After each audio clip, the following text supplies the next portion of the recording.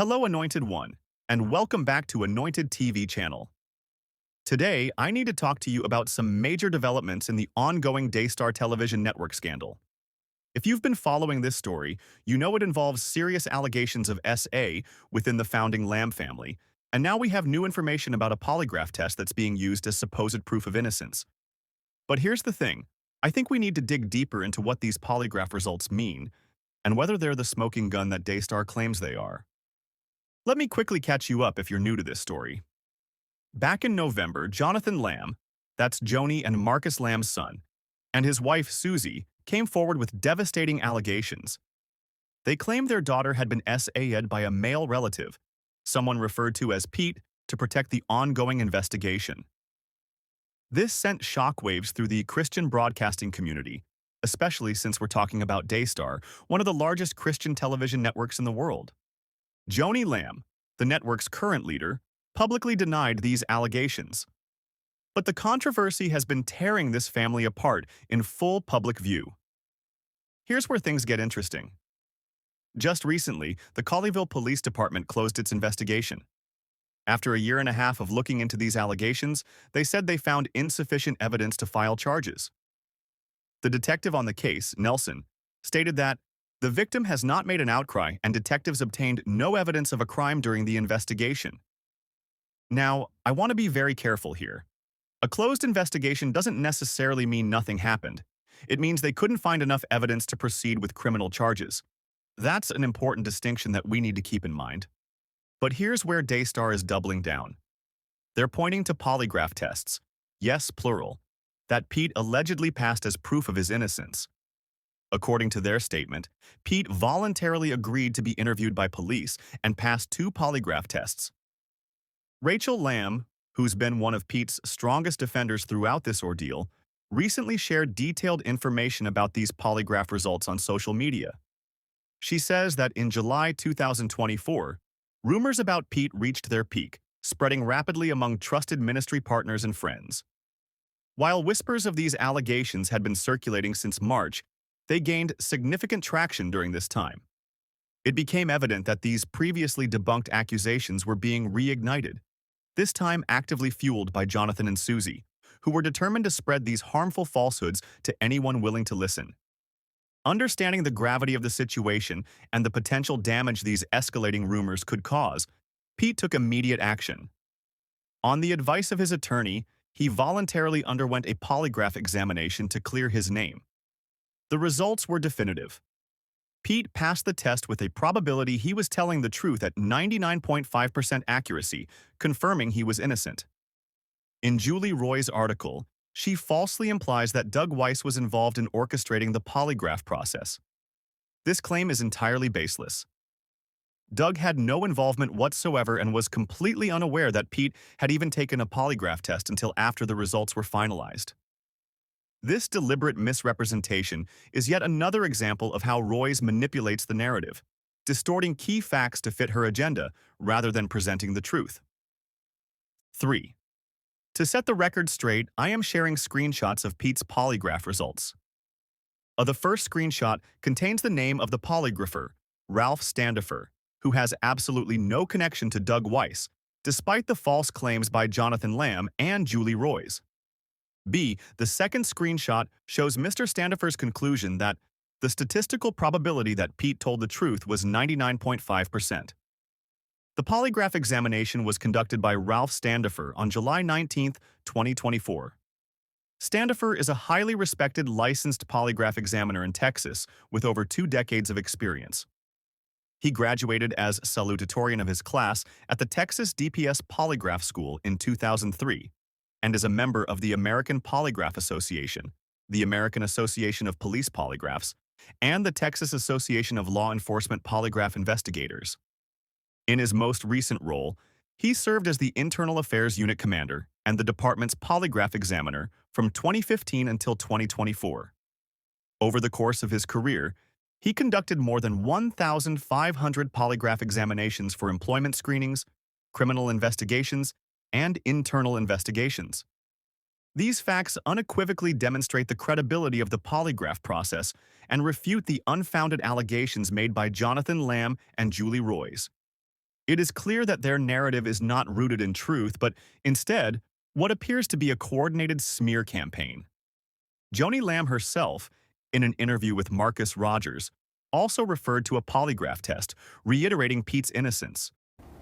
Pete willingly took a polygraph, and the polygrapher was someone that is an independent polygrapher here in our area. They said it was your husband who gave him. Yeah, and see, that's a lie. Okay. But I mean, you'll just see lie, lie, lie. I mean, throughout this whole story, you'll see parts left out, and you'll see lies. And eventually, I tell everyone, truth always wins. It always wins.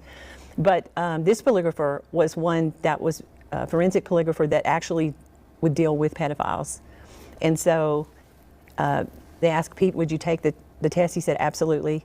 And so he took the test, asked some awful questions. You can imagine what this is doing to him, destroying him, even the very accusations. And so when he was done, the polygrapher said, well, do you want to hear the good news or the bad news? And I think he said, at least they told me, he said, I'm just numb from all of this. And he said, well, the good news is that you scored 99.5%. And he said, that's one of the highest scores that you can score. And he said, you want to hear the bad news? And he said, what's the bad news? He said, the bad news is that you even had to come and do this. Because I find when men are guilty, but I also prove when they're innocent, and you're innocent. So the family is really leaning heavily on this as their silver bullet. This brings me to the elephant in the room that I think we need to address head-on. Are polygraph tests actually reliable evidence of innocence? Can they really prove someone didn't commit a crime? The uncomfortable truth is that polygraph tests are not admissible in most courts precisely because they're not considered reliable enough. The science behind polygraphs is questionable at best. They measure physiological responses like heart rate, blood pressure, and sweating, but these can be influenced by anxiety, medical conditions, medications, or even just the stress of being accused of something terrible. Think about it this way. If someone falsely accused you of child abuse, wouldn't you be nervous and stressed during a polygraph test even if you were completely innocent? Conversely, someone who's committed crimes but feels no guilt or remorse might pass with flying colors. I mentioned earlier that we'd hear from a former police officer about polygraph reliability, and their perspective is eye-opening. You had something to say about polygraphs and basically their validity. Yeah, I've got two comments on that. One, they're inadmissible in court. And so even as police, the only time we really deal with polygraphs is when we're in the hiring process and you take a polygraph after you do like a 600 question personal history statement. I mean, it's like a 40-page thing where they dig into your whole life and then they do a polygraph based off of that.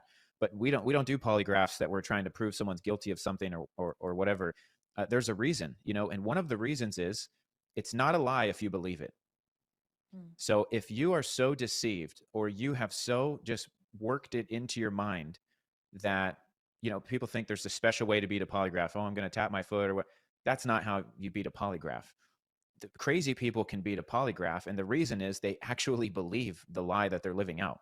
So if you are deceived, the problem with being deceived is you don't know that you're deceived.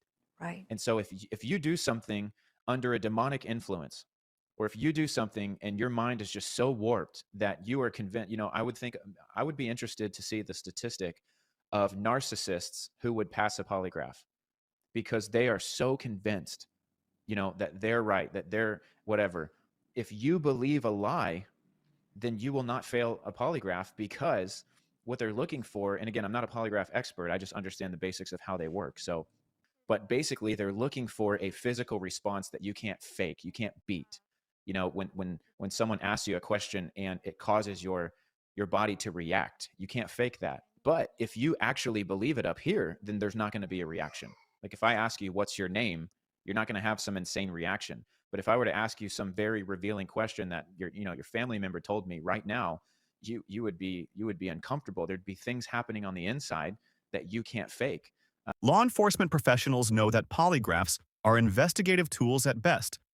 They might help guide an investigation, but they're not proof of guilt or innocence. Even more disturbing, according to an audio recording from a forensic polygrapher who specializes in cases involving pedophiles. This expert did the polygraph test on Pete's case and made some very concerning observations about the Lamb family dynamics, describing them as overly dramatic, while confirming some details about the polygraph process. of all, it appears that the polygraph, the conductor of the polygraph, that it may have been, now I'm just going to say allegedly may have been, that this was actually his very first polygraph test administered. And then there seems to be some, it says here, polygraph company has only been in existence since July 30, 2024. And the polygraph seems to have been taken, I think, on July 19th. So before some of this even came out. Here's what really concerns me about this whole situation. We have a family that's been torn apart by these allegations. We have a police investigation that couldn't find enough evidence to proceed. And now we have Daystar using polygraph results as their primary defense, despite the fact that these tests aren't considered reliable evidence in our legal system. I'm not here to declare anyone guilty or innocent. That's not my place. But I am here to ask the tough questions that I think the Christian community needs to grapple with. Are we being asked to accept polygraph results as definitive proof when our own legal system doesn't consider them reliable enough for court? There are still so many unanswered questions in this case. Why did it take until July 2024 for Pete to take a polygraph test if these allegations had been circulating before? And most importantly, why is a closed police investigation being presented as vindication when we know that insufficient evidence doesn't equal innocence? Look, I know this is a difficult topic, and I know there are real people, including children, at the center of this controversy. That's exactly why we need to approach it with both compassion and critical thinking. We can't let our desire for resolution override our commitment to truth and justice.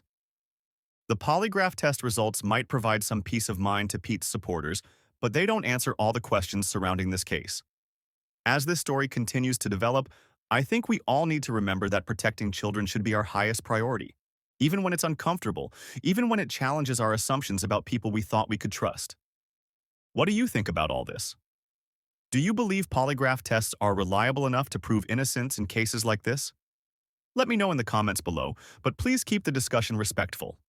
Remember, there are real victims and real families involved here. If you found this analysis helpful, please like and subscribe for more investigative commentary. And as always, thanks for watching. I'll see you in the next one.